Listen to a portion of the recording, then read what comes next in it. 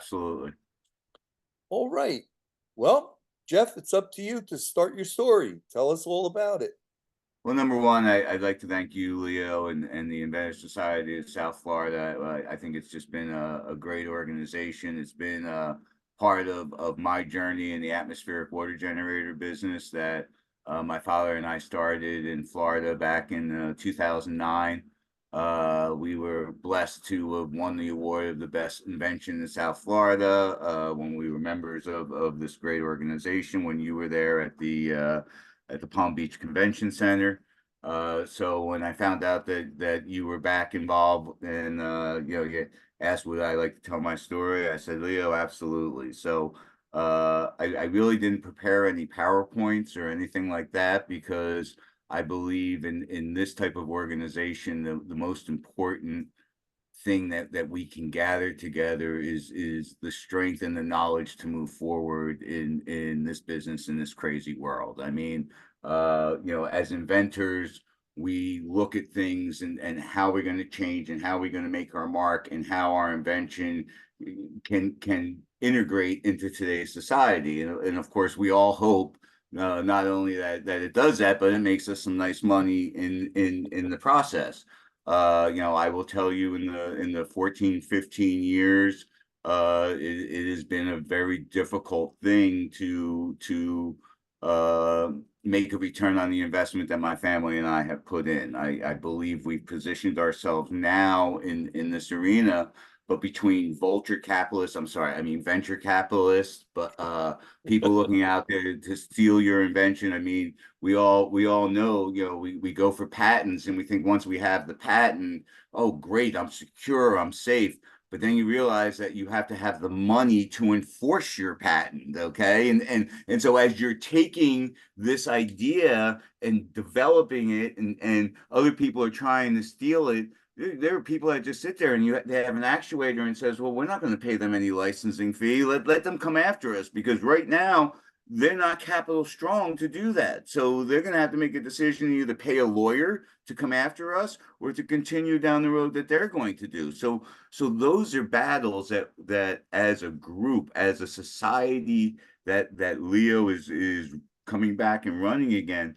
That's the most important thing is as a group, we all talk about how we've gone from point A to point B. What are the mistakes we've made? So maybe some of us can learn from other people's mistakes instead of having to go through and make the mistake ourselves.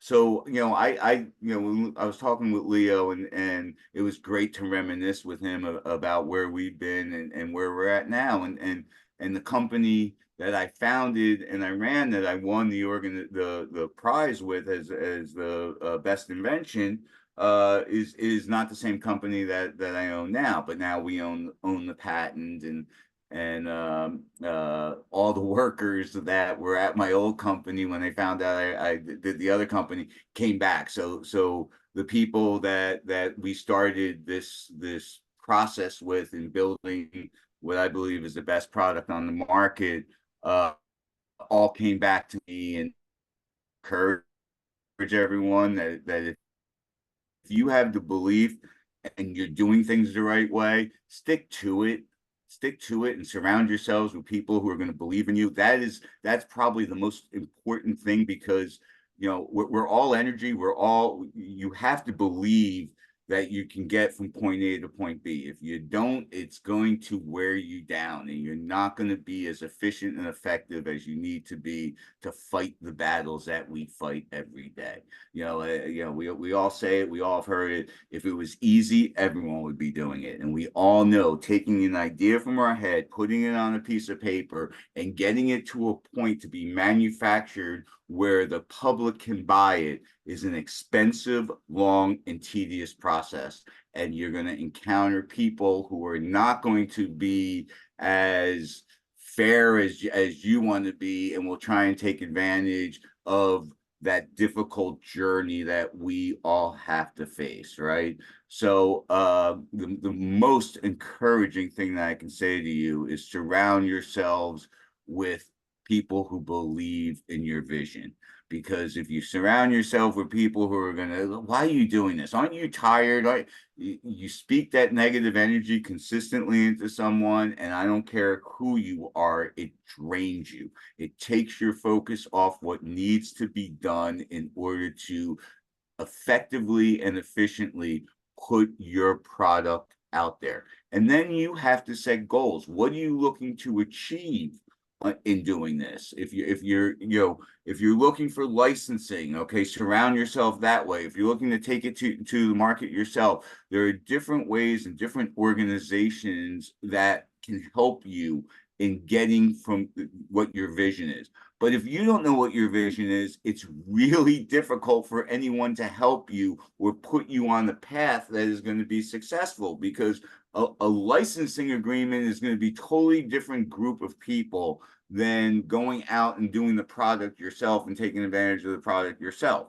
So, and again, when you're looking at licensing, you want to make sure that the people, have the equity and the capabilities of protecting your intellectual property. So those are, and again, do you really want to put the money into a patent at first? Because again, you put your money into a patent, it is expensive, and then you're going to have to defend it. Is it better to have proprietary agreements with some of your suppliers and things of that nature, which is some of the stuff that we did on our design work on our coils? I mean, we could patent our coils, but then we'd have to put the drawings out there for everyone to see on what we do. Right. So what we did was we had agreements with our coil manufacturers that these are our designs, these are our things, and they can only manufacture it and sell it for us. And when you're dealing with a Levada or a Heatcraft, they're going to honor that because that's the business they're in. They want to make coils. If they got a reputation of taking people's intellectual property, they wouldn't be doing it for very long. So again, those are the things. What am I trying to accomplish with each step along the way? And again, I'm sitting here. I've been 15 years in this.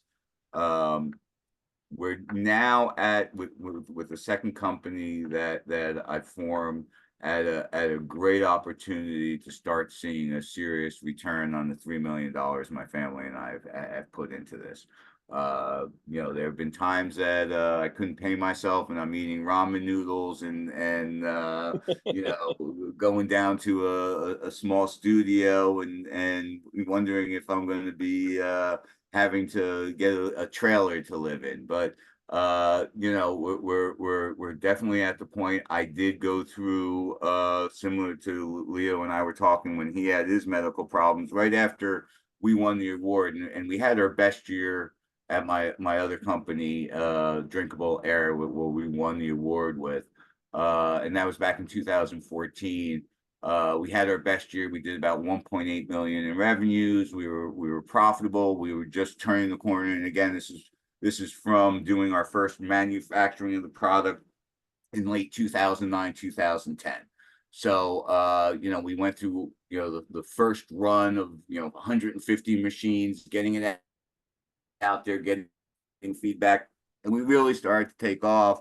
And in December of 2014, I was drying my back with a white towel, and I looked, and then there was blood all over the towel, and I saw that one of my birthmarks had gone about 6 times the size. So I went in and I had melanoma, and I ended up finding out through 3 surgeries that I had stage 3 melanoma, that I have no more lymph nodes in my right hand side. So as the founder and the #1 salesperson and chief cook and bottle washer, you're doing everything in a growing business. And of course I had just ramped up because we just had our best year, so my expenses are now a lot higher. And here I am, having the doctor tell me I got a 30% chance of making it 5 years.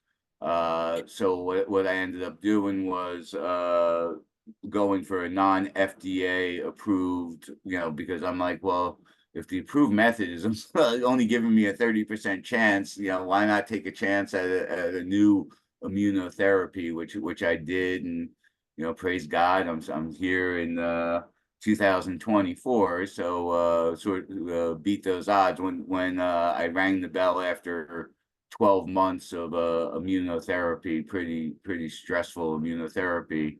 Uh, they told me it was really a 25% chance that once it got to the lymph nodes, the melanoma, that it usually is. So I was blessed, but the problem was, again, now I went from 1.8 million in revenue to about 600,000 in revenue with all the expenses. So I had a venture capital firm that said, "Oh, well, we'll loan you the money and just put your stock up, and we don't want to dilute you." And basically in 2017, they ran my company into the ground, so I couldn't pay the loan back, and went into a board of directors meeting to be voted off of the board, voted off as CEO. My other partner, who I was friends with for a long time and brought into the company and growing it, saw the opportunity, better capitalized with the venture capitalist, because even if I lost my shares, I still knew I had enough votes, what I thought, to keep the company. But I was told that my services were no longer needed, and that I'd be welcome as a salesperson in the company that my father and I founded. So with that, I walked out of that board of directors meeting, and they said, "Where are you going?" I said, "I will never work for you guys. This is absolutely horrible what you did." And they said, "How can you do that? You don't have any income. You don't have a job now, and you can't do this." And I said, "Just watch me." So I literally went out with no money in my bank account, borrowed some money for some friends, and just went on missions trips and just did stuff with my church and got myself back on track that way. And in 2019, an old customer came to me and said, "I can't deal with this company anymore. I can't work with them. And you were the company."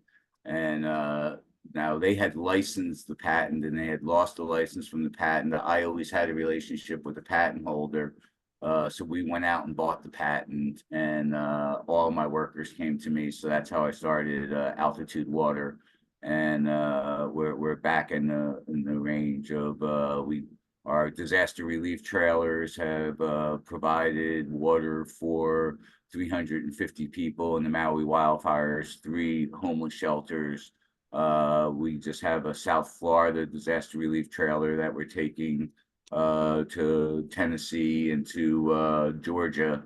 And then we've taken not only our water making, where our atmospheric water generators make pure drinking water from the air, but we've also now taken our patented ozone purification system and done purification boxes and rainwater capture to really have a total water solution for a sustainable, whether it's a house or I just, like, I think we all learned in 2008, 2009, that bigger is not always better. The banks being bigger just killed us. I think we're also learning that in utilities and in electrical and water utilities, because where are we most vulnerable? It's in those areas. So if we have microgrids and micro water production plants, and to be, we all talk about sustainability, and I really think we should all be talking about resiliency, because resiliency is, when you get knocked down, you're going to get back up. I think the great philosopher Mike Tyson says it best, is we all have a plan until we get punched in the face, right? So I think every one of us that's on this call, through the process of what we've gone through and being an inventor, has been punched in the face. And how are we going to be resilient? And how are we going to overcome that? And I think that that's really the main focus, and what's important, and what I could express to everyone on this call in going forward is the resiliency, getting back up. How are you going to overcome the roadblocks and the obstacles that are put? That's really from my heart how I wanted to express what I've learned from my journey over these 15 years. I think it's the most important thing. You know, I was talking with some of my investors, and I went on a trip up to New York, and they said, Jeff, but you're going to be a speaker at this water symposium, but I don't see, what are you looking to accomplish out of this meeting? It doesn't look like, there's any joint ventures. You're meeting with the Mohawk Indian tribe that's trying to get water to their, I just don't see it. And I said, you're right. I said, I'm going up there for me, because there are a whole bunch of people that are very passionate about water and very passionate about what they're doing. And I need to be around people like that for a weekend, and get ideas and get strengths, and have that energy. Have, just the people that, this has nothing to do with business. This has to do with recharging my batteries and getting myself that just around people that just love what they're doing it and doing it to help their people. And that's as important as anything else that you can get from this, is to really surround, I keep saying it, surround yourself with the people that believe in your vision and your dream, and who are like-minded, and who will pick you up when you get punched in the face. I think one of the points that you make, um, that's very, very important, and a lot of inventors don't do it, is that you come from an entrepreneurial background and you always have a plan. A lot, Always. always have a plan, and that's very, very important. I know that myself because uh, I was in my own business and everything, and I watched. Uh, I got my license, and usually within the first 3 years, of 90% of the licenses failed. Mm-hmm. Um, that was a statistic when I got my license, Yep. and they said that if you make it to the fifth year, you probably will make it. Yep. And not only did I make it, I thrived those years. Uh, I had a helper that was complaining that all of his friends that he went to school with were all laid off, and they were going down the shore for the weekend and stuff, for the week and everything. And he says to me, and here we are working 10 hours overtime every week or more. And he says, what is this? I says, well, are your friends any good? And he says, yeah, they all went to school with me. I says, well, let me interview a few, and maybe you could spend your time down the shore. Uh, Exactly. he suddenly realized what I was saying. Yep. And Yeah. he was not, he never gave me anybody's name. No, and he started working harder, and we have a mantra: teamwork makes the dream work. And again, eh, don't think that you're irreplaceable. Everyone's replaceable. You have to build a team. We all have cliches. That's a cliche. Well, it's a cliche for a reason. People keep repeating it because more times than not, it holds value, or in my case, it holds water, because I always bring it back to water. But what you said, Leo, is so right. You have to have a plan, even if it's the wrong plan. If you're going with the plan, you'll find out it's the wrong plan quick, and can adjust.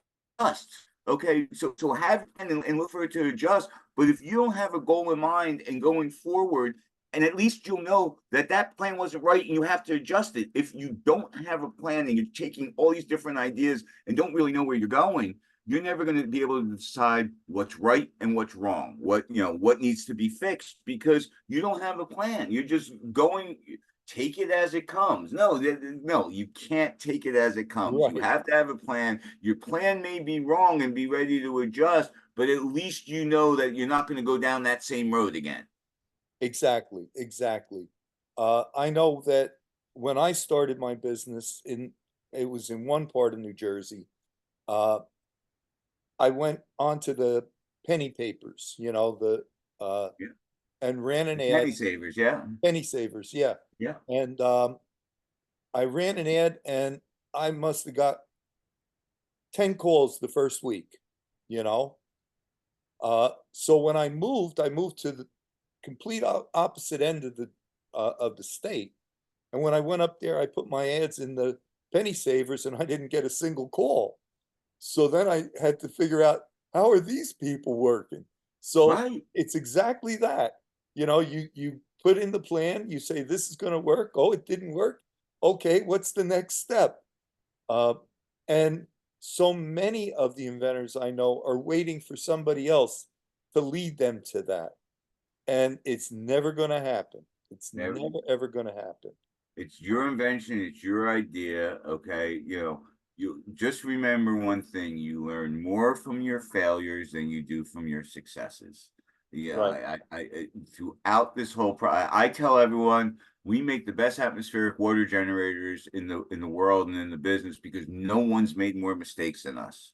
It and that, you for I'll give you a perfect example. Okay, with COVID coming, and everyone wanted a hands-free. it it's so hard to get that right so quickly. It right, really is. And you know when you're dealing with water and you're dealing with high-end kitchens, the last thing you want happening is water going on people's floors and stuff like right. that. And we listened to a distributor. It was like, you have to have this. I was like, why not just a foot thing? Or no, it has to be, where you put the, and it was a nightmare.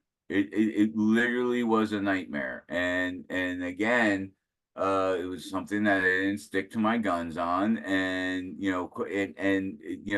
what we lost in doing that. But again, we learned from it, right? If I make the same mistake again after doing it the first time, then that's on me. But you know Right. you can't know everything, and you're gonna learn things from failures. So don't beat yourself up on it. Just learn from it and go on to the next one. If you sit there and you beat yourself up on it, you're using energy that could be going into the next project or the next step. I think you learned that like you said, hey, and it's incredible with New Jersey, right? South Jersey, Central Jersey, and North Jersey are three totally different types of people. So Exactly. what worked in South Jersey isn't going to work maybe in North Jersey. And you could be stubborn and say, well, it worked. I'm going to keep putting my money in the penny savers because that's what worked before. Or you can say, okay, these people don't go this way. What's the next thing that I can try? Right. And that's the thing. Like you say, if you don't have a plan, uh, you don't know if you're doing if you're achieving anything or not, because Correct. you're just sitting there. Um, you know, uh, Once again, I'm going to remind everybody that number one, if you have any questions, put them in the chat, put them in the Q&A, and I will relay them to Jeff. Um, Come on, kid, go through. My little dog can't get past my No, papers. yeah, mine's sitting right here too. He's my foreman on the manufacturing line. I tell everyone that he'll nibble their ankles if they stop on the production line. But he's great to have. And again, build that family. It's so important. All the guys on the line, so we instituted something. If the machine has problems within the first year, I take $100 out of the fund. Right, Every year that's the bonus for the guys on the line. And they're like, well, what happens if it's just one guy? And I'm like, it's not one guy. You guys are all on the line. If you know where the weakest link is, you're either finding it or you're coming to us and saying, well, you got to get rid of the guy because he's costing you guys money, right? So, you've got to work those things together. So, I say it all the time. You'll see on all of our social media tag the hashtag teamwork makes the dream work. I firmly believe that. And I had to learn that. I had to learn that. A lot of times when I would interview, same thing.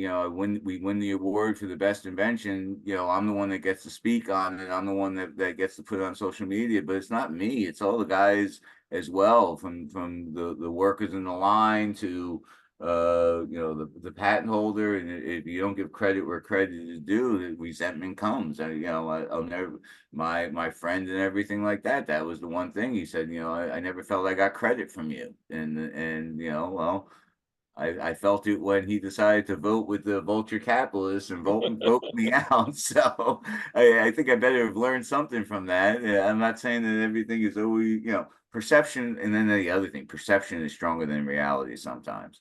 Reality may be one way, but someone's perception can be stronger than that reality. So Right. I we do have a question, and it was, how did you make the transition or the final decision to do so from your successful restaurant business to product development? yeah, that was a really soul searching time. So my restaurant business were excellent, and I ran that with my ex fiance, and personal reasons. We were buying a bigger restaurant, our third restaurant, with investors, and I was realizing that she really enjoyed the alcohol, and that she really couldn't be. It was affecting our personal life. So and she had two daughters who were near and dear to my heart, and the one daughter was in Rutgers, and they were also saying, mom, we got to do something with mom. So I said she had to get out of the restaurant business, and we were loved in the town because we had built a couple of restaurants, and we were part of. I mean, one of the things that we taught people in Bordentown was we're not competitors. That we want to be together, a restaurant committee, so that when people wanted to go out to eat, they came to Bordentown, because they're not always going to buy Italian, they're not always going to buy Greek. We just want them to come to Bordentown for whatever they wanted to eat. So I ended up selling my portions of the restaurant because we didn't come. My ex fiance and I broke up, and so I was liquid at the same time that my father was liquid. My father had a whole bunch of oil wells in Louisiana and sold them all in 2007. And so we both looked at each other and said, "Okay, we're liquid right now. What do we want to do?" So we researched for about 6 or 8 months, and we really believed that water was going to be the next oil. That we had spent, we were all in we wanted to be in the water sector, okay, which was crazy. My dad and I looking at each other. We used to drink from a garden hose, but we saw what was happening with the solution to pollution was dilution, which is the engineer's creed. Take these harmful chemicals and throw them in the body of water and dilute them down to a level that the government tells us is safe to drink, and you keep doing that, and eventually it's time to pay the piper. So we knew we wanted to be in water. There were a lot of really smart people, retired U.S. General Russell Honore, who really was key in Katrina. We were working with him down in Louisiana. We just really believed that water. So then we were looking for the technology, and we believed in atmospheric water generators, and we started that at uh, uh, basically being distributors for what I call the reverse osmosis filtration. And we were a year as a distributor, and we were getting about a 30% failure rate for the machines coming out of China.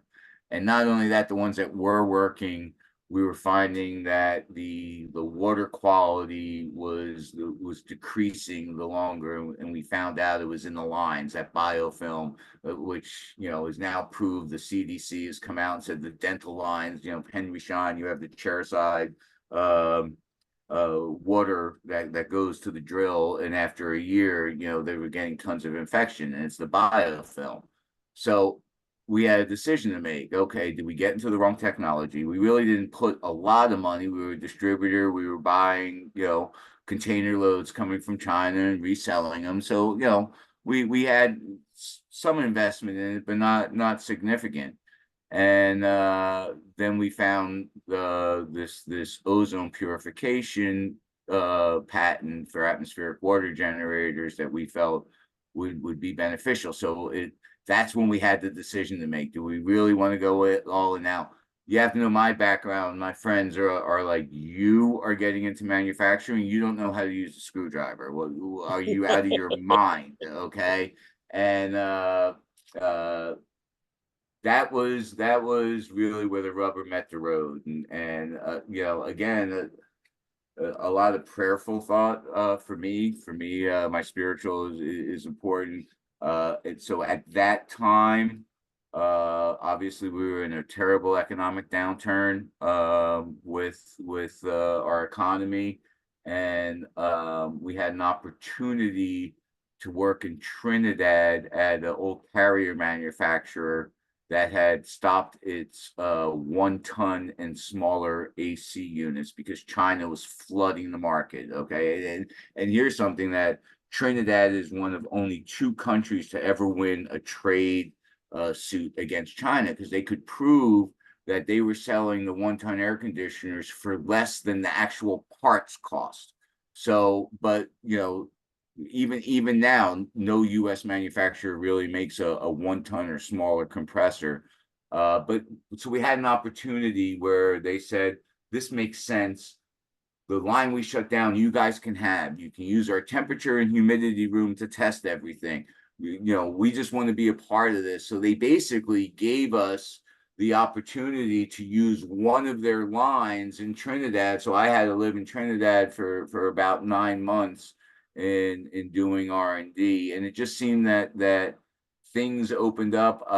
We believed in bringing jobs back to the U.S., so we wanted to make a U.S. made product, which we're proud to say that throughout this whole thing, all of our products are not just assembled in the U.S., they're made in the U.S. Our T12 is 82% of the parts are made in the U.S. on our commercial machines, much higher, like 92%, because we still have to get the compressors and from China for the smaller compressors. In the larger machines, we use Copeland compressors made in the USA.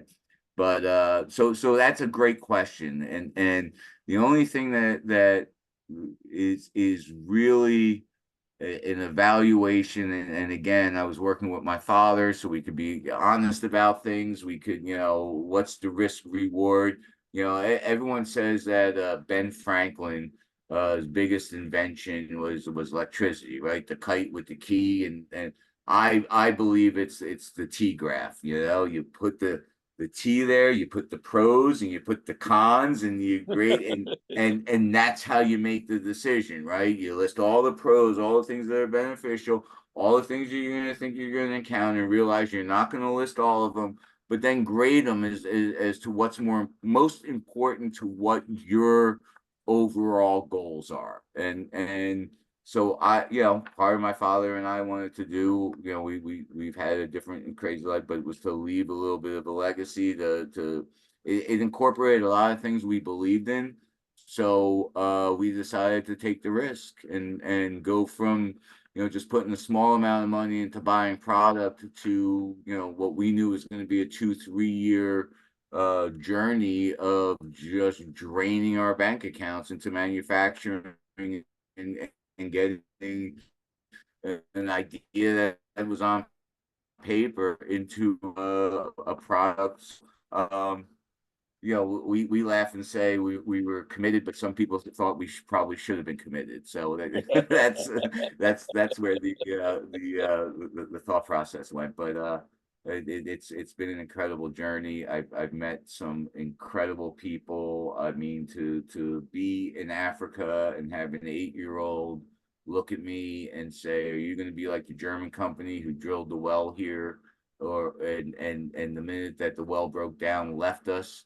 Or are you really going to try and solve the water issues? And this is an 8-year-old son who lost his 15-year-old brother to a water-related disease. So we're doing a village in Maka, Cameroon, with Noah's Ark Foundation, with Joachim Noah, with Jean-Philippe Gotcha Foundation, which is a 25-year 501c3 in Africa that does great education.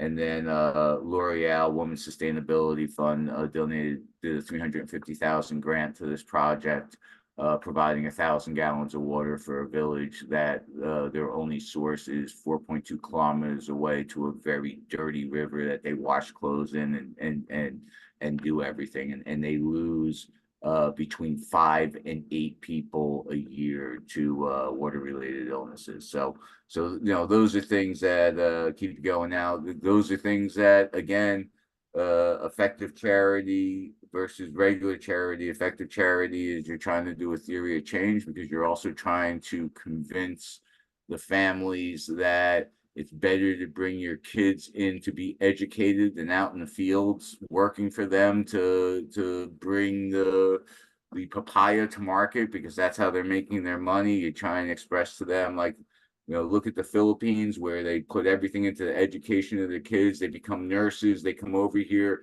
They send money back and put the other kids through school. And you got to try and change some of those generational curses, right? The generations over generations. One of the best lessons I learned was from David Meyer, who's Joyce Meyer's son. And when he took over Hands of Hope, he said, Jeff, I have the best job in the world. I have all this money to give to people to try and help them. But he told me the first story. He goes, I learned quickly. He said, I did a project in Dominican Republic where I thought, unbelievable. I'm going to build chicken coops, give them chickens. They're going to have eggs for the next 20 years and sustainable.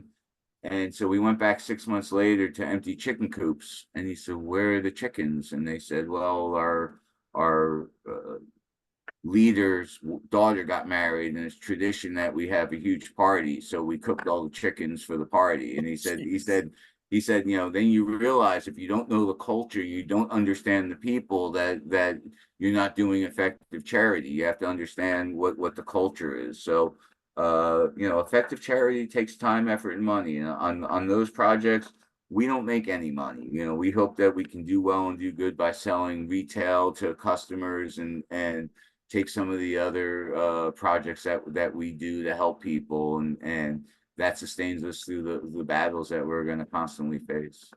Wow. That's really something. Um, we do have another question from Rich. He says, may I ask you the cost to produce the first 150 drinkable air machines, approximately? Yeah, so R&D and prototypes was probably, now we were doing the retail, which is our T12 now, which at that point was that was under Drinkable Air, so it was a Chameleon 8 and the Chameleon 60. So one did about between 3 and 12 gallons, and the other one did about 100 gallons. So we were doing two prototypes. The prototypes, and that at that point was probably about 650,000, right in that range. And then to go to production was somewhere in the range of it ended up being about 1.3 million over about a 2-year period. Now the actual production run of 150 was partially funded by 2 angel investors that are still with us. One being Dr. Douglas Martin, a well-known neurosurgeon in Boynton Beach, Florida, and the other one being Phil Gray, who owned 7 McDonald's franchises out in Parkland down 441. He's since moved to Nashville. I'll see him this week as well, and he's still a shareholder. Actually, when we formed Altitude Water, we made him a shareholder for what he had done for me at Drinkable Air. So they both helped fund the actual parts and stuff like that. But it was about one. I mean, it's a great question. It's about $1.3 million if I remember correctly. I think it's like 600,000. Because don't forget, I'm living in Trinidad. All the expense of living in Trinidad, all the expense of the workers on the line. Now, thank God we had the line donated to us. I mean, for the cost of us to have to rent temperature and humidity rooms in order to test at what temperature and what humidity our machines were making, or else we couldn't know, except for shipping the machine at all different parts of the world to get. I mean, that's one of the problems that you have in Florida, right? I can't get to 60 degrees a lot of the time to mirror what Cameroon is at night, so you need to pay for that different equipment. But it was about 1.3 million, I think is a pretty close accurate assumption over the 2 years.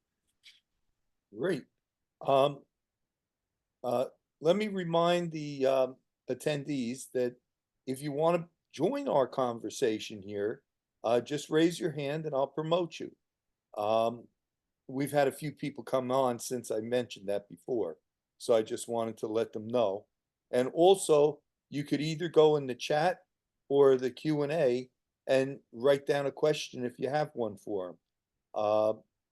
I think the amount of experience he's had with bringing product to market, so many of our people want to do this, but they really don't know the nuts and bolts of doing it.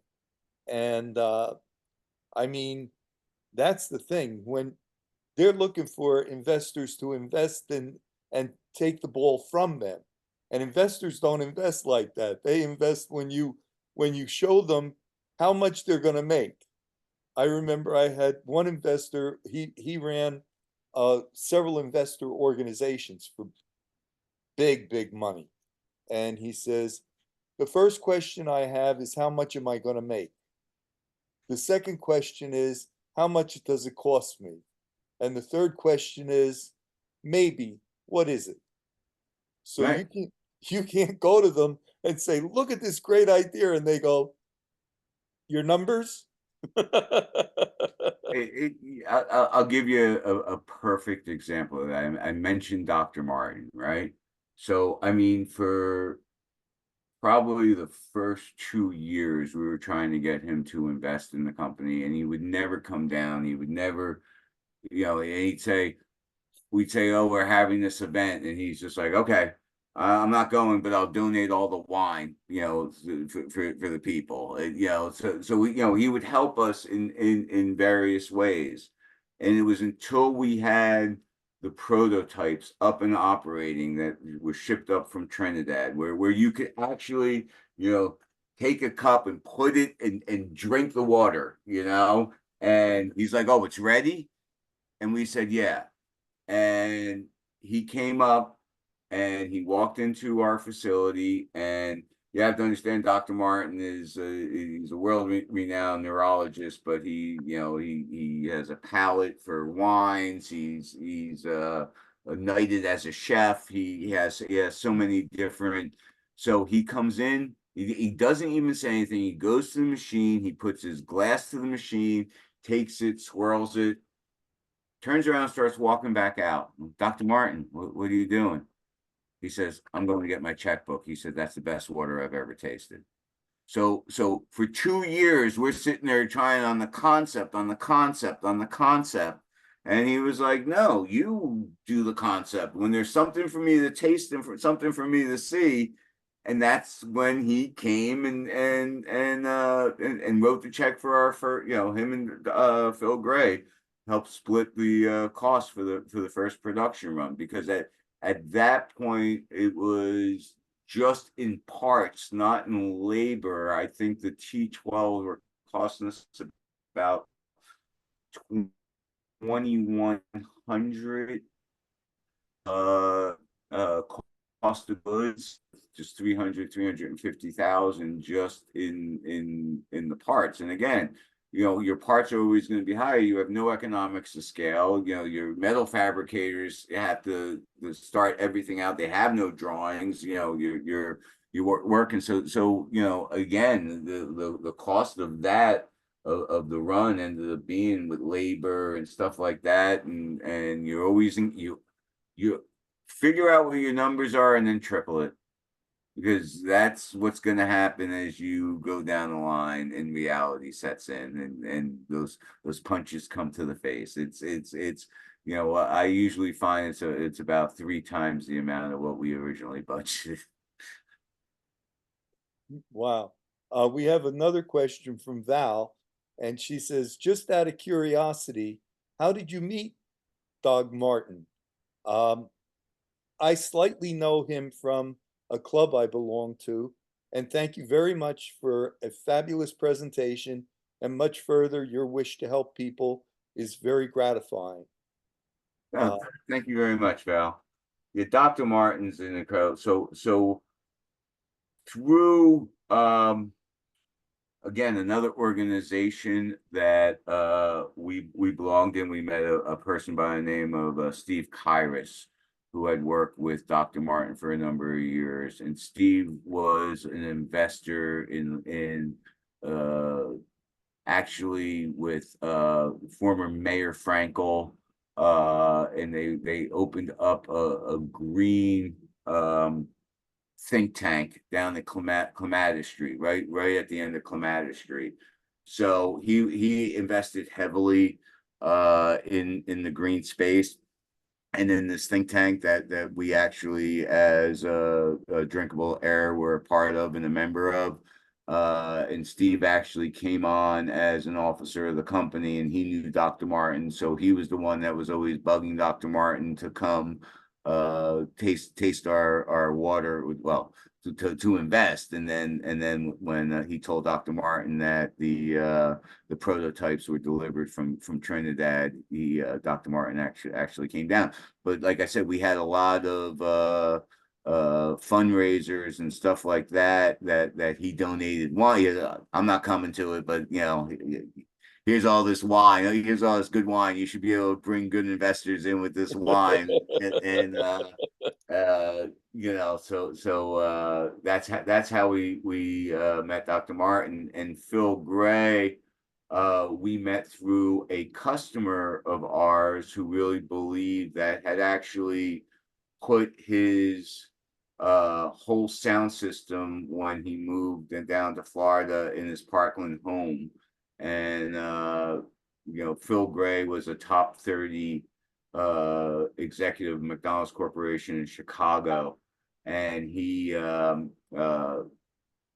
was responsible for the Chipotle spinoff. And then once he did the Chipotle spinoff of McDonald's, they moved him to market research. So he was traveling to China and all these different places, and he's very family oriented. And he's like, I don't want to be away from my family. So he retired and bought 7 McDonald's franchises down in Florida.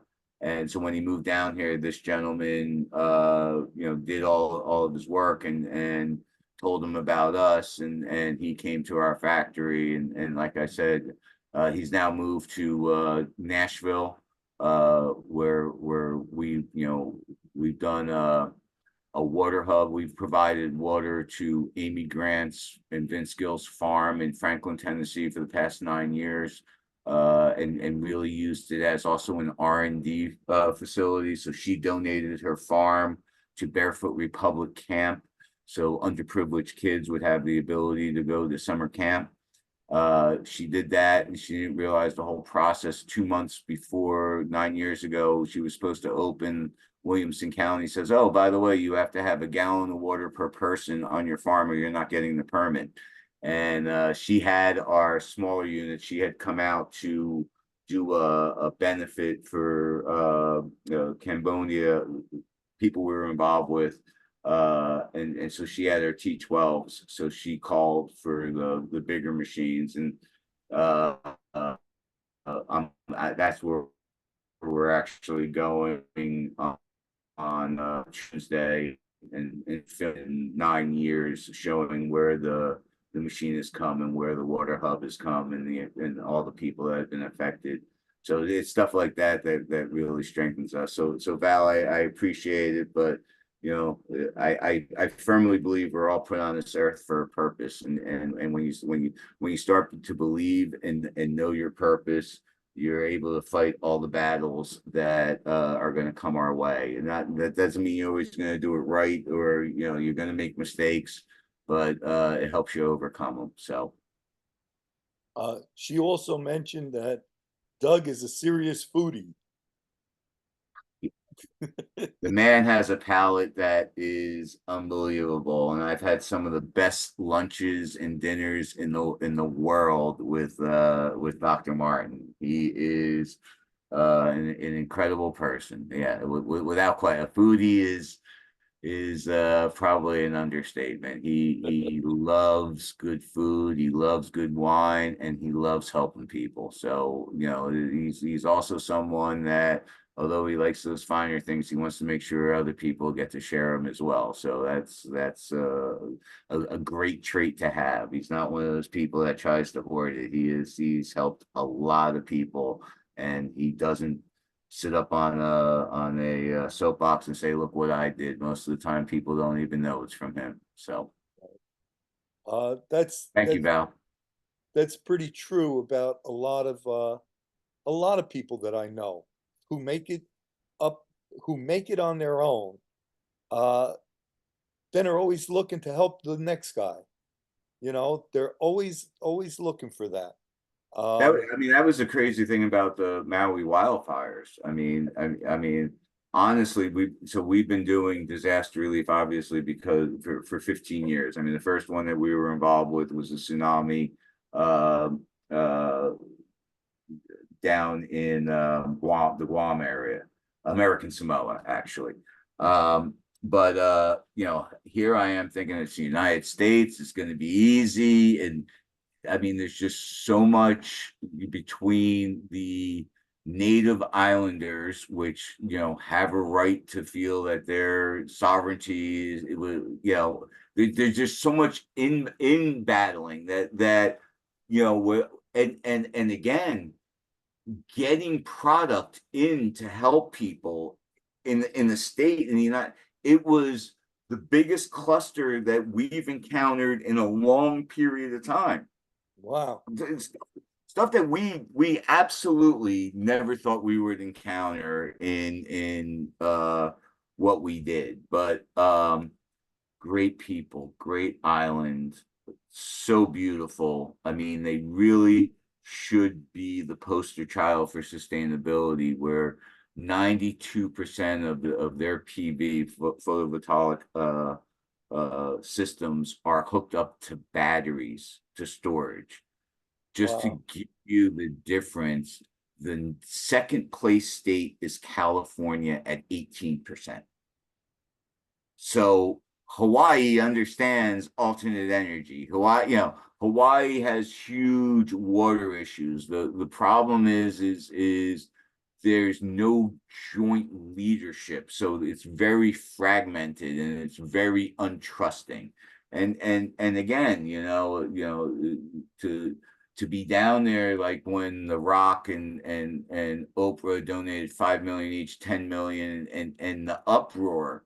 Now I know that Oprah has done tons of stuff for Maui that she's never let anyone know is from her. But just the uproar, oh, only 5 million, you're a billion, you know, it was something that I still scratch my head on. I love being a part of it. We're still a part of it. Our machines, we have two disaster relief trailers down there. The one with Noah's Ark is providing water for three homeless shelters. I mean, you're talking 7,500 people lost their homes. Oh, So there's just not that inventory to put those people in. right. Okay, and they're still having to pay their mortgage even though they don't have a place to live. So uh, we're in one uh, homeless shelter right across from the airport that's run by Project Vision that's supplying all the water for 150 homeless people, and then we give them jobs of moving the water into containers and delivering it to two other homeless shelters. That's really gratifying. But again, I would have thought that Maui and Hawaii would have been a lot easier than it was, and it's not, but it's worth it. Um, I'm hoping that and again, the biggest problem is people's memory. Now everyone forgets about it. The grant money, the government money is not going down there like it should. And because they need it. I mean, there is a real severe homeless and again, they don't have the infrastructure for the electricity. So that's why the alternate of what we have, you know, our disaster relief trailer right now, just to go in for South Florida through our partners, New Use Energy. We're now partnering with a lot of solar. That's the other thing I can implore all of you is to have really good partners in different areas. So our disaster relief trailer has 60 kilowatts of battery storage on it. It has our machines that make 200 and up to 210 gallons a day of pure drinking water. We have cellular, so if the towers go down, we can have 3 different carriers where we can get you cellular service, and we have Starlink, so you can have internet service. So what we saw, one of the biggest problems in Hawaii and why we've done this after the ones in Hawaii was communications. The cell towers burned down. There was no internet. The first responders couldn't communicate to each other. So that's why we added this. So, you know, think about this is, you know, a hurricane hits here, no cell service, no electricity, no water, right? So you can come to our trailer, charge your phone, call your family and say, I'm safe, I'm okay. You know, well, where's your brother? I don't know. Hang up, go on the internet, mark yourself safe on Facebook and say, Billy, wherever you're at, I'm at the disaster relief trailer of Altitude Water. Come there. And all that time getting the purest water and sheltered with a solar tent that's providing electricity for running all this. So we can, with everything, we can have 12 kilowatts going into the batteries per hour, and with all of our machines running, we're running about 6.2 kilowatts. So we got about 5.8 kilowatts that can go to storage over a 12-hour period. That's the 60 kilowatts, so we can run all night as well. So that's pretty exciting to have 15 years of experience come to a trailer that we were just at the governor's conference in at the West Palm Beach Convention Center, going back to our old stomping grounds, Leo. And there was nothing like that at the show, so that was pretty exciting to see that come to fruition. And we couldn't have done it without the nonprofits and the teams that we've fought together at different disasters. Sorry, I get wordy when I see 2 questions coming up, so Yep. I just Well, one is he brought up, Rich Patucci brought up, it seems that you have something in common with Apple's Steve Jobs regarding the board, where Steve was thrown out of Apple from his board and you got thrown out of your company. Uh, yeah, Go ahead. yeah, you know, it's looking back at it, I mean, and I'll tell you, I don't I can't stand religion. Religion is of man, but I believe you need to have a spiritual relationship. I believe so. The day that happened, as I'm cleaning out my desk, I have the guy who introduced me to Amy Grant. It was his charity that Amy Grant came out to do the benefit concert for, that she found out about our atmospheric water generator. He was out in Tennessee, and he every year we all donated our time for the camp. That's the camp is now in June, and that's why I'm going out there. He called me out of the blue. I probably hadn't talked to him in about 3 months. And I'm like, Holy Spirit gave me Psalm 23 and told me to read it 5 times. I go, that's great. He goes, yeah, it wasn't for me, it was for you. And literally the hair on my arm stood up, and I'm like, do you realize I just came out of a board of directors meeting that I just lost my company? And he goes, no. He goes, I got up this morning, and he's always been like a spiritual father to me. But to have something like that, I mean, yeah, you can say anything that you want. Um, you know, I totally believe in that, and I was devastated. I mean, I was devastated. My father was devastated. I mean, we put $3 million into this company, over a period. We had just and the only reason that sales went down was because I just survived, stage 3 melanoma. It's just like, are you kidding me? So the battle was real, but again, to get that phone call at that time, it was just like, okay, there's a reason for all this. There's got to be a reason. There's got to be a purpose. So, yeah, I mean, sometimes the best things are you get kicked out of those places. You don't think so at the time, but if you look back on it, what you learn, what Steve Jobs learned from that, if you read his book and you read, it's the same thing. Bill Gates with IBM, right? IBM had all of this, and they believed mainframes. They didn't believe that this personal computer was going to be the way of the future. Bill Gates did.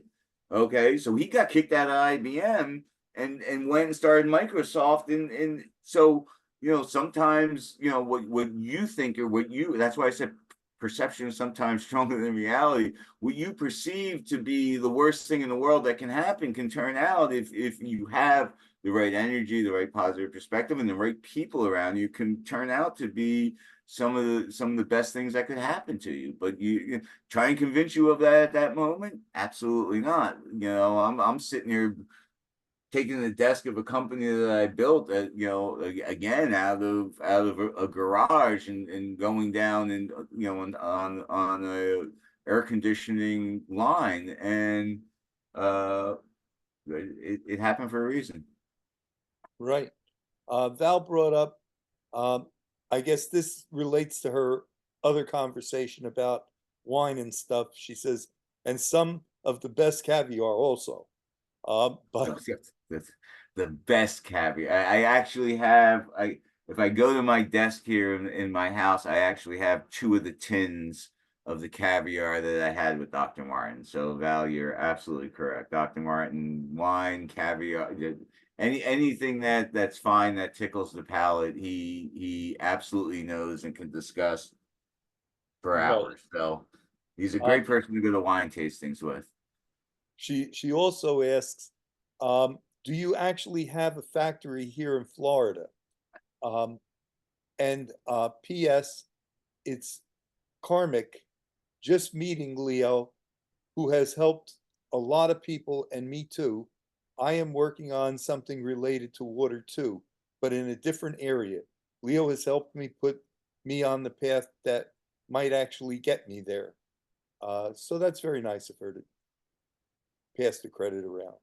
Well, Um, truly, I mean, when Adrian is it's truly when Adrian Mazzoni said Leo's back, would you like to do it? I said absolutely. I mean, I remember I said it to you today when we before we got on. Your right. energy, I'm so glad that you're back. When I was growing the company, your energy and our meetings at the other factories, Legion. were very important, and surrounding us again with like-minded people to I sometimes say just being able to get that pick me up at those meetings is sometimes what you need to continue to fight the battles. So without question, I bet you there's a whole bunch of vows out there of people that you've helped, Leo. So that goes without saying. But yes, we have our factory is in Lauderdale Lakes, between 441 and 31st on 19th Street, and the warehouse is there. We got about 7,000 square feet, like half of the warehouse building. They have I believe like 22, where all the way down 19th. We have half of one building. That's where a lot of our money go, being wrapped up in Boca. Um, so yeah, we do have factories local. We're also have metal fabricators, 3 metal fabricators throughout Florida that we do a lot of our prep work and assembly work there as well. So we are a proud Florida company, all the way back when Mayor Franco got us our first CRA development loan for West Palm Beach, and then we moved it down to Fort Lauderdale after she couldn't get her third term. They wouldn't let her run again, and she went to become a state representative. But the new people coming in weren't too kind to the people with Mayor Frankel, so we came down to the Fort Lauderdale area. Rich asks, how did you solve the biofilm challenge?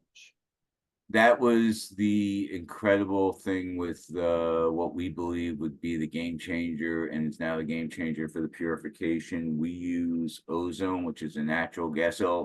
So if you look at our products, I will state it, nature does it perfect. Man is the one who always messes it up.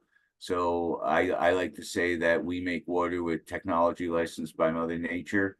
So the water is actually the purification method, because we take a Venturi backfeed ozone gas, a very small amount of ozone gas, 3 minutes on for the entire 20 minutes. We circulate that water throughout our closed loop system. So there's no biofilm that will grow. We actually have gone off to a green ozonator for the dental, where you can hit a button and make sure that the biofilm doesn't grow in the tubing. I mean, because you look, you have all these reverse osmosis filters, right?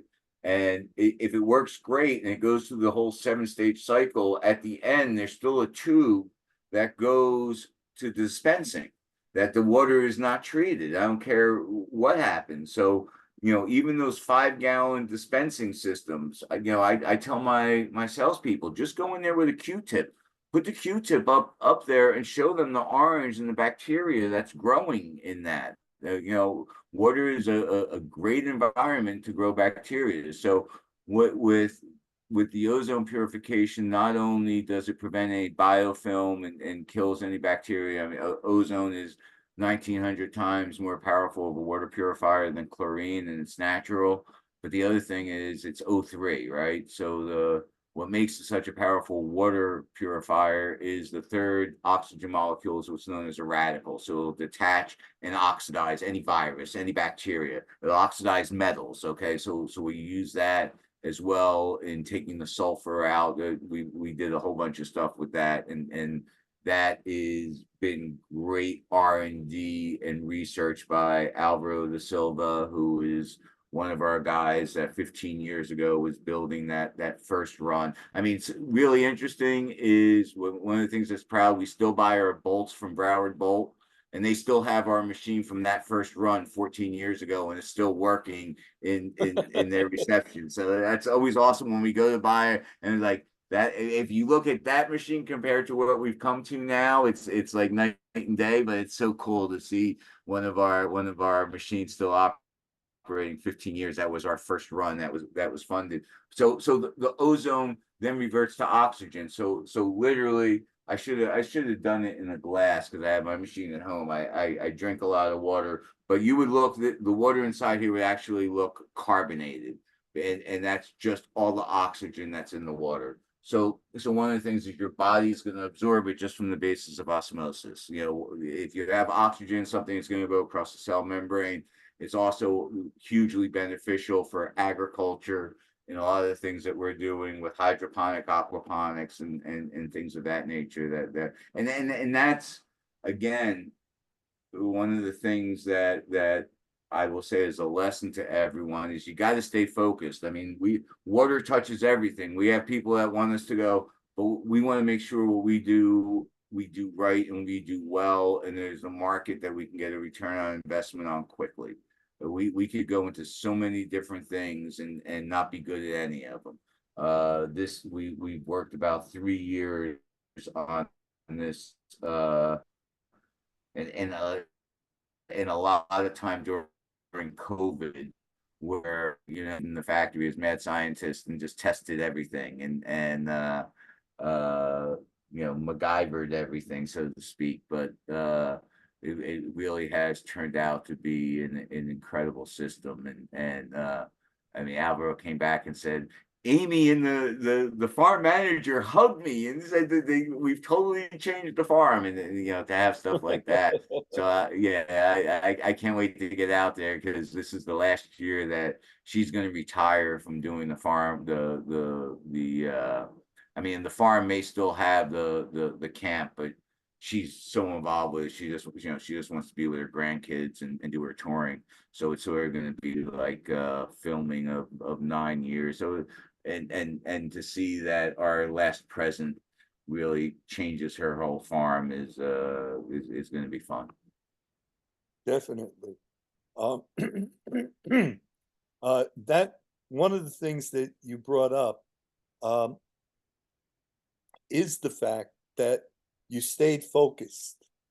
And a lot of, I know a lot of inventors who have uh, maybe 10, 12 projects that they're working on all at the same time. And you can't get ahead at any one of them until you pick one, focus on it, and see it to fruition. Otherwise, you're going to be dabbling your whole life away, Yeah. you know? And, that's something that you brought up a couple of times. And, you know, I see, you come from an entrepreneurial background. Yeah. So, and if you're a successful entrepreneur, these are the lessons that everybody tells you that they learn.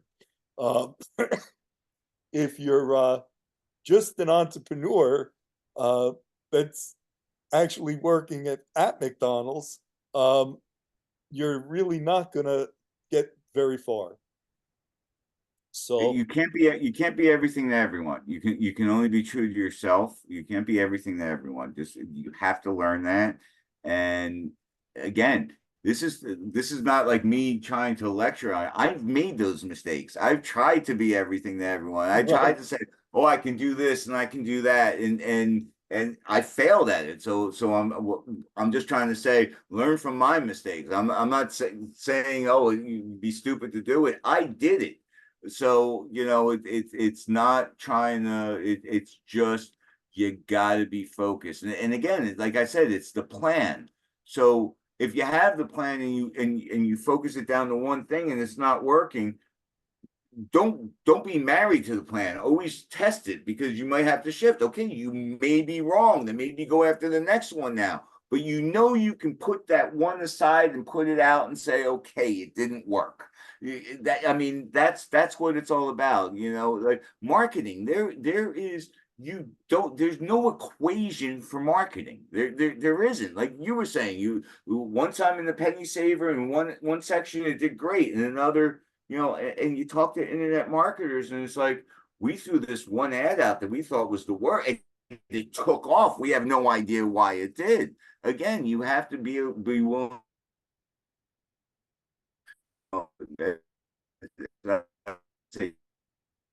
You got to turn down a couple of times, but so you get out of the boat. Um, your voice kind of got lost there for a few minutes on my machine. I don't know if it did for everybody. Um, but Rich Patucci brought up Broward Bolt went there one day several years ago and saw your machine for the first time and was very impressed. Helped motivate me further along the path to product development.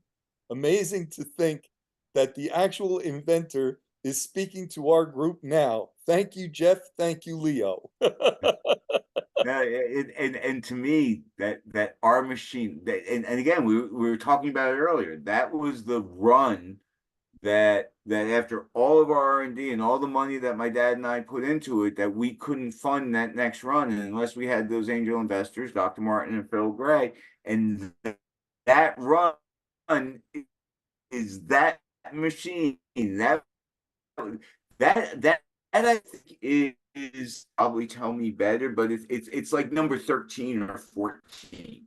Literally, it is. It's like number 14 off the line, and we actually, did a barter. Here, we'll give you this machine. Can you take 20% of the bulk that we're buying? So, and it's, yeah. So that's like hugely gratifying.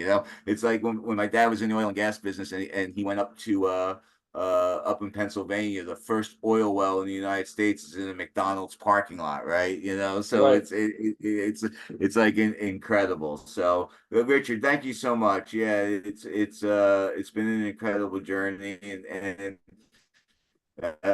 you know, you're part of it. You've been part of this great organization. And again, when Adrian, my PR, said, Leo, you know, I'm not looking to do a whole bunch of sales on this. This is just fun and giving back and telling stories and trying to help everyone that steps out of the boat and tries to do something to change their family, change, you know, the world around you, and maybe even bigger. So, you know, those are the things I always say. Don't be overwhelmed with trying to change the world. Just try and change the world around you, right? Your Right. community, the people that are around you. That's the way everything starts. Well, I got to say, this has been uh, quite a meeting. I really enjoyed it. Um, it seems that the more, how could you say, um, uh, the more open the meeting is, less structured the meeting is, the more you get out of it, because you bring up stories that hit you in the hit you in the head while you're talking, and you go, I remember this is how we did that. Whereas if it's structured, you stay to the structure. And I got to admit, this has been one of the best meetings that uh, we've had uh, in a while here. Uh, and And with that's what I our said to you. That's what I said to you. You said, I thought about PowerPoint and stuff. I go, no, this is, yeah, everyone that's going through this journey, everyone that joins your Inventor Society of South Florida, it has a vision and is battling. So it is all, like I said to you, I think it's better just to talk stories and to throw out there and want to answer questions of people and you know, it's a battle. Let's try and fight it together, and let's try and learn from each other's mistakes and try and pick each other up. That's, you know, I fully believe one of the biggest problems is the elites are trying to take community away, because if you take community away, then it gives you less to fight for, right? We're stronger when we're together, and I will tell you, no matter what side of the table, I guarantee you there's more we agree upon than more things that we disagree upon. But you know, it just seems that everyone wants to point out the disagreements because that divides us. And one other thing that Amy Grant said that I always have held into my heart and having that is, if you knew what that person was going through, you'd be a lot nicer to them. We don't know what all the different people are going through, but if you did, you'd be a lot nicer to some of the people, and that makes the world a lot better place. I agree with you. Both Rich and Brian are thanking you and saying what great stories you had. Um, and I just wanted to let you know that that's what they said. Um, Basically, I think we've come to the pretty much the end.